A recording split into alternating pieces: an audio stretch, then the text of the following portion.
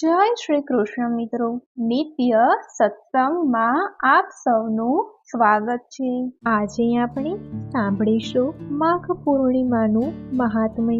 જો આ વિડીયો તમને પસંદ પડે તો લાઈક અને શેર કરી ચેનલને સબસ્ક્રાઇબ જરૂરથી કરજો। હિન્દુ ધર્મમાં પૂર્ણિમાને ખૂબ જ શુભ માનવામાં આવે છે। પૂર્ણિમા તિથિ દર મહિને આવે છે, પરંતુ માઘ મહિનાની પૂર્ણિમાનું વિશેષ મહાત્મય છે। તેને માઘી પૂર્ણિમા પણ કહેવામાં આવે છે। આ દિવસે ગંગા નદીમાં સ્નાન કરવાની, દાન કરવાની અને ભગવાન વિષ્ણુ, મા લક્ષ્મી અને ચંદ્રદેવની પૂજા કરવાની પરંપરા છે। ધાર્મિક માન્યતાઓ અનુસાર આ દિવસે પૂજા અને દાન કરવાથી જીવનમાં સુખ, શાંતિ, સમૃદ્ધિ આવે છે।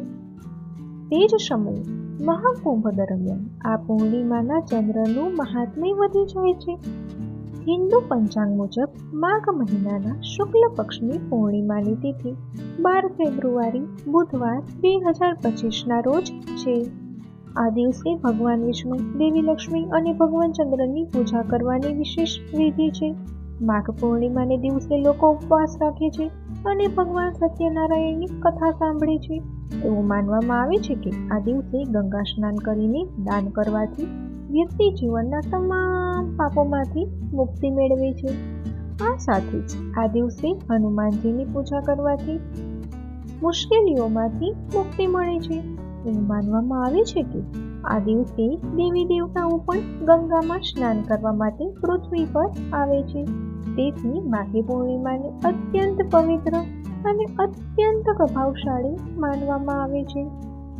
જ્યોતિષ શાસ્ત્ર અનુસાર માઘ પૂર્ણિમા ત્યારે આવે છે જ્યારે ચંદ્ર કર્ક રાશિમાં પ્રવેશ કરે છે અને સૂર્ય મકર રાશિમાં પ્રવેશ કરે છે। જ્યોતિષ શાસ્ત્ર અનુસાર આ સમયે કરવામાં આવેલ સ્નાન અને દાન વિશેષ ફળ આપે છે।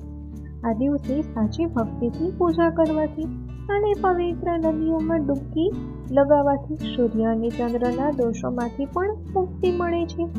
આ જ સમયે બ્રહ્મા વૈવર્ત પુરાણમાં કહેવામાં આવ્યું છે કે આ દિવસે ભગવાન વિષ્ણુ ગંગાના પાણીમાં નિવાસ કરે છે, તેથી ગંગામાં સ્નાન કરવું ખૂબ જ શુભ માનવામાં આવે છે। શાસ્ત્રો અનુસાર ભગવાન વિષ્ણુએ માઘ પૂર્ણિમાને દિવસે મત્સ્ય અવતાર લીધો હતો, તેથી આ દિવસે પાણીમાં સ્નાન કરવાથી મોક્ષ મળે છે। જો ગંગા નદીમાં સ્નાન શક્ય ન હોય તો ગંગાજળ મેળવીને ઘરે સ્નાન કરવું પણ એટલું જ ફળદાયી માનવામાં આવે છે। તો મિત્રો, આ હતું માઘ પૂર્ણિમાનું મહાત્મ્ય। જો આ માહિતી તમને પસંદ પડી હોય તો વિડીયોને લાઈક અને શેર કરી ચેનલને સબસ્ક્રાઇબ જરૂરથી કરજો। જય શ્રી કૃષ્ણ।